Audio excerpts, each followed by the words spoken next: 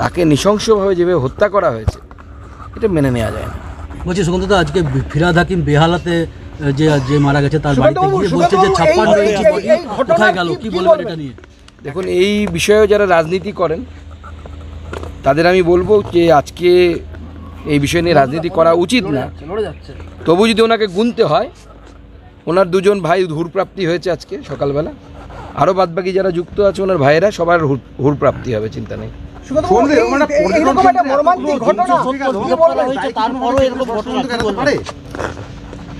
দেখুন, এতগুলো জঙ্গি ঢুকলো, ওখানে তো রাজ্য সরকার আছে, আপনি কেন্দ্রীয় স্বরাষ্ট্রমন্ত্রীকে কেন প্রশ্ন করছেন? রাজ্য সরকার আছে তো ওখানে।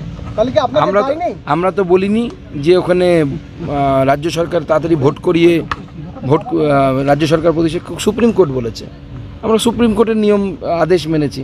সুপ্রিম কোর্ট যদি না বলতো তাহলে এত তাড়াতাড়ি ভোটও হতো না, পুরো দমে কেন্দ্রীয় শাসন থাকতো। সুপ্রিম কোর্ট বলেছে বলে আমরা মেনেছি। কিন্তু দায়ী তো সবার, যথেষ্ট কি নিরাপত্তা ছিল না? দায়ী তো সবার। শুনুন তো, ভোটের আগে তো আমরা পুলওয়ামা দেখেছি, তখনও তো একই ধরনের ঘটনা ঘটেছে। কিংসরে যে RDX-এ একটা গাড়ি ঢুকে গেল, সেনাবাহিনীর কনভয়ে হামলা হলো। আপনি মোদী সরকারের আগের হামলার সংখ্যা আর মোদী সরকারের পরের হামলার সংখ্যা গুনুন, আমাদের কম না হলে আমরা সরকার ছেড়ে দেবো। স্ট্রং অ্যাকশনের দাবি জানাবেন? অবশ্যই স্ট্রং অ্যাকশনের দাবি আমরা জানাচ্ছি, এবং স্ট্রং অ্যাকশন হবে।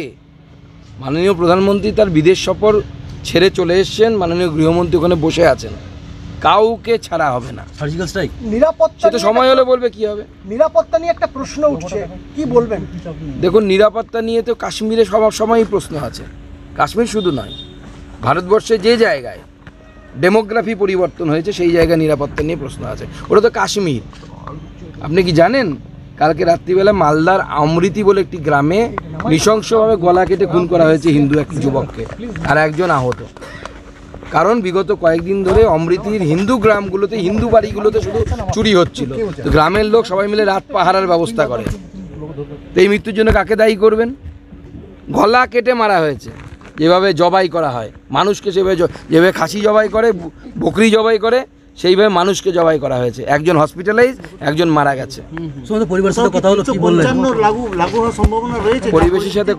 পরিবারের সাথে কথা হলো, পরিবারের পরিবেশ শোকস্তব্ধ, স্বাভাবিক। বাবা মা তার স্নেহের সন্তানকে হারিয়েছে, তাদের 3 সন্তান, 3 জনেই সরকারি চাকরি করেন, 2 ভাই কেন্দ্রীয় সরকারি এবং 1 ভাই রাজ্য সরকারে। বুঝতেই পারছেন, পড়াশোনায় খুব ভালো এনারা, পুরো 3 ভাই খুব ভালো অবদান রেখেছেন, এবং ইনি তো সেন্ট্রাল গভর্নমেন্টের খুব গুরুত্বপূর্ণ জায়গায় মনীশবাবু কাজ করতেন, এবং তার চলে যাওয়া আমাদের দেশের ক্ষতি। এরকম মৃত্যু মিছিল কবে বন্ধ হবে? দেখুন, এই মৃত্যু মিছিল তবেই বন্ধ হবে যবে মানুষ ধর্মের নামে মানুষ খুন করা বন্ধ করবে। কিন্তু সেটা কবে? হিন্দু নিধন হচ্ছে এভাবে। অবশ্যই হিন্দুদেরকে টার্গেট করে মারা হচ্ছে, শুধু কাশ্মীর নয়, মুর্শিদাবাদে হয়েছে, মালদায় আজকে আমি বললাম গতকাল রাতে মালদায় হয়েছে। প্রত্যেকটি জায়গায় একের পর এক ঘটনা ঘটছে। হ্যাঁ, কাশ্মীর আর পশ্চিমবঙ্গ একই পরিস্থিতি। আমি তো দুটোর মধ্যে কোনো পার্থক্য দেখতে পাচ্ছি না। ওখানে তো বন্দুক দিয়ে মেরেছে, উগ্রপন্থীরা মেরেছে, এখানে কারা মারলো বলুন না? হিন্দু গ্রামে ঢুকে হিন্দু যুবক যে রাত পাহারা দিচ্ছিল 2 জন, তাদের মধ্যে 2 জনকেই মারা হয়েছে। একজন বেঁচে গেছে কোনো ক্রমে প্রাণে, আর একজনকে জবাই মানে পুরোপুরি জবাই করতে পেরেছে। এর জন্য কাকে দায়ী করবেন? কখন আসবে মৃতদেহ? কথা হলো? পরিবার যোগাযোগে আছে, আমিও হোম মিনিস্ট্রির সাথে কথা বলছি। এনআরটা এখনও পাওয়া যায়নি, বাদবাকি 2টো পাওয়া গেছে। কারণ ইনি যেহেতু কেন্দ্রীয় সরকারের কর্মচারী ছিলেন এবং বিশেষ একটি ডিপার্টমেন্টের কর্মচারী ছিলেন, সেই জন্য তারা বিশেষভাবে ব্যবস্থা করে আনবে। চিন্তার কোনো কারণ নেই, পরিবারের সাথে যোগাযোগ রাখা হয়েছে হোম মিনিস্ট্রির তরফ। পরিবারের পাশে আছেন? আমরা, আমাদের এমপি নিজে পরিবারের সাথে কথা বলেছে, যে কোনো সমস্যা হলে আমরা পাশে আছি, সাথে আছি। কিন্তু এই নৃশংসতা মেনে নেওয়া যায় না। গোটা ভারতবর্ষের নয়, গোটা পৃথিবীর মানুষকে ভাবার প্রয়োজন হয়েছে।